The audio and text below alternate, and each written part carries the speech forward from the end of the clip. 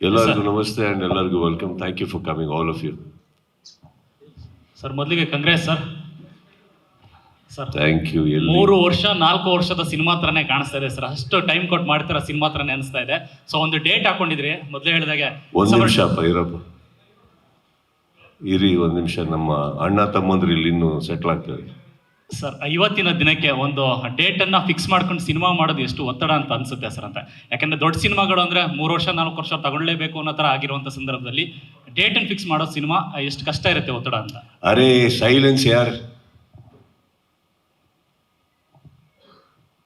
Sorry sir, first ಇಂದ ಮಾಡೋಣ. ಎಷ್ಟು ಮಾತಾಡ್ತೀರಲ್ಲ ಸೈಡಲ್ಲಿ ಎಲ್ಲರೂ. ಸರ್ ಒಂದು ಡೇಟನ್ನು ಫಿಕ್ಸ್ ಮಾಡಿಕೊಂಡು ಸಿನಿಮಾ ಮಾಡೋದು ಎಷ್ಟು ಒತ್ತಡ ಇರುತ್ತೆ ಅಂತ. ಯಾಕಂದರೆ ಈಗಿನ ಪರಿಸ್ಥಿತಿನಲ್ಲಿ ದೊಡ್ಡ ಸಿನಿಮಾ ಅನ್ನೋದ್ರೆ 3 ವರ್ಷ 4 ವರ್ಷ ತಗೊಂಡ್ರು ಮಾತ್ರ ಅದು ದೊಡ್ಡ ಸಿನಿಮಾ ಅನ್ನೋ ಥರ ಆಗಿದೆ. ಹಾಗೇನಿಲ್ಲ ಸರ್, ಕೋಟಿ ಕೋಟಿ ಕೊಡೋ ಕಾರ್ ಕೂಡ 5 ಅಡಿ ಇರುತ್ತೆ, ಅದರಲ್ಲಿ ದೊಡ್ಡದಲ್ಲ. ಬಟ್ ಒತ್ತಡ ಅಂತ ಬರಲ್ಲ sir. I think focal point ಅಂತ ಹಾಕ್ಕೊಂಡು ನಾವು ಈ ಡೇಟಲ್ಲಿ ಬರಲೇಬೇಕು ಅಂದಾಗ I think we are more disciplined. And ನಾನು ಲಾಸ್ಟ್ ಟೈಮ್ ಹೇಳಿದಾಗಲೇ ಒಂದು ಪ್ರತಿಯೊಬ್ಬರೂ ನಾನು ನಿಜವಾಗ್ಲೂ ಇಬ್ಬರಿಗೆ ಇದಕ್ಕೆ ತುಂಬ ಥ್ಯಾಂಕ್ಸ್ ಹೇಳಬೇಕಾಗಿರೋದು. ಮೇಯ್ನ್ಲಿ ಎಲ್ಲರೂ ಇದ್ದಾರೆ, ಅದರಲ್ಲಿ ಮೇಯ್ನ್ಲಿ ಇಬ್ಬರು, ವಿಜಯ್ ಆ್ಯಂಡ್ ಚಂದ್ರು. ಇವ್ರು ಮಲ್ಗೆ ಇಲ್ಲ ಇವರು. ಏನಕ್ಕೆ ಇದನ್ನು ಹೇಳ್ತಾ ಇದ್ದೀನಿ ಅಂದರೆ, ನಾನು ಒಂದು ಈ ಥರ ಮಾಡ್ಬೋದಲ್ವ ಸಿನಿಮಾ, ಇವತ್ತಿನ ಪರಿಸ್ಥಿತಿಯಲ್ಲಿ ಚೆನ್ನಾಗಿರುತ್ತೆ. ಯಾಕಂದರೆ ಬಡ್ಜೆಟ್ಸ್ ಕಮ್ಮಿ ಮಾಡೋಕ್ಕಾಗಲ್ಲ, ನಂಬರ್ ಆಫ್ ಡೇಸ್ ಕಮ್ಮಿ ಮಾಡೋಕ್ಕಾಗಲ್ಲ, ಯಾವುದೇ ಆರ್ಟಿಸ್ಟ್ ಹತ್ರ ಹೋಗ್ಬಿಟ್ಟು ನೀವು ಕಮ್ಮಿ ದುಡ್ಡು ತೊಗೊಳ್ಳಿ ಅನ್ನೋಕ್ಕಾಗಲ್ಲ, ಏನೇ ಒಂದು ಫೆಸಿಲಿಟಿ ಬೇಕು ಅಂತ ಅದ್ರಲ್ಲಿ ಕಾಂಪ್ರಮೈಸ್ ಮಾಡೋಕ್ಕಲ್ಲ. But we can always work within time. ಹಾಗಿರ್ಬೇಕಾದ್ರೆ ನಾನು ಏನು ಇವರಿಬ್ಬರಿಗೆ ಕೇಳಿಕೊಂಡೆ, ನನ್ನ ಮಾತಿಗೆ ಒಂದು ದೃಢವಾಗಿ ಬಲವಾಗಿ ನಿಂತಿರೋದು ಅಂದರೆ ನನ್ನ entire team, technical and actors.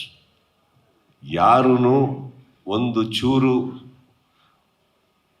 ಮನ್ಸು ಒಳಗಡೆನೇ ಇಟ್ಕೊಂಡು ಹೊರಗಡೆನೇ ಇಟ್ಕೊಂಡು ಆಡಿದವರಲ್ಲ. ಪ್ರತಿಯೊಬ್ಬರು ದಿನ ಬೆಳಗಾದರೆ ಒಂದೇ ಉದ್ದೇಶದಲ್ಲಿ ಹೇಳ್ತಾ ಇದ್ರು. That is the results. ನಾನು ಬರೀ ವಾಟ್ ಯು ಸೇ ಒಂದು ಇಂಟೆನ್ಷನಲ್ಲಿ ಹೊರಟೆ ಅಷ್ಟೇ. ಬಟ್ ಸಪೋರ್ಟ್ ಮಾಡಿದ್ದು ಅಲ್ಲ ಇವ್ರುಗಳೇ. ಐ ಥಿಂಕ್ ಆ್ಯಂಡ್ ಡೇಟ್ ಹಾಕೊಳ್ಳೋದ್ರಿಂದ ಆ್ಯಕ್ಚುಲಿ ಪ್ರೆಷರ್ ಅಲ್ಲ sir, it is a challenge. And I think ನಮ್ಮ ಟೀಮ್ ಭಾಳ ಚೆನ್ನಾಗಿ ಎಕ್ಸಿಕ್ಯೂಟ್ ಮಾಡಿರೋದು.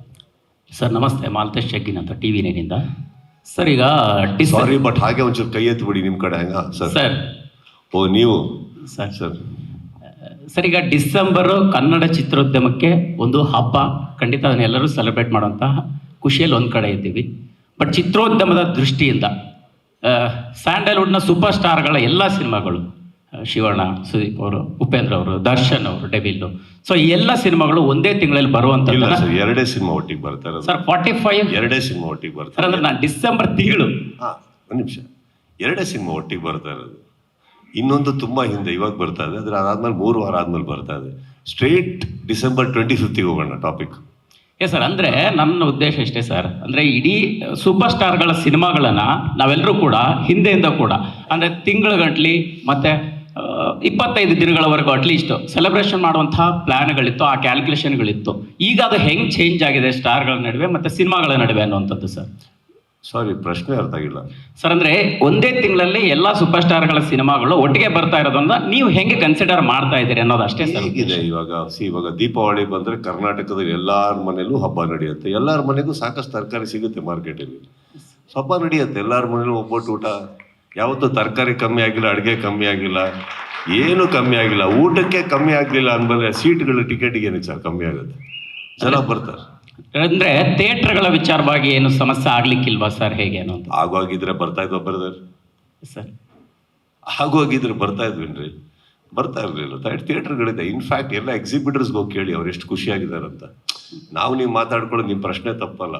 ಎಕ್ಸಿಬಿಟರ್ಸ್ಗೆ ಹೋಗಿ ಕೇಳಿ ಎಷ್ಟು ಖುಷಿಯಾಗಿದ್ದಾರೆ ಅಂದರೆ ಇವಾಗ ಎಲ್ಲರೂ ಡಿಸೆಂಬರ್ ತಿಂಗಳಲ್ಲಿ ಆ ಖುಷಿ ನೋಡೋದಕ್ಕೋಸ್ಕರ ಅಟ್ಲೀಸ್ಟ್ ನಾವು ಪ್ರತಿ ಡಿಸೆಂಬರಲ್ಲೂ ದೊಡ್ಡ ಸ್ಟಾರ್ ಎಲ್ಲ ಪ್ರತಿ ವಾರ ಇನ್ಮೇಲೆ ಬರಲೇಬೇಕು. I think that is the habit.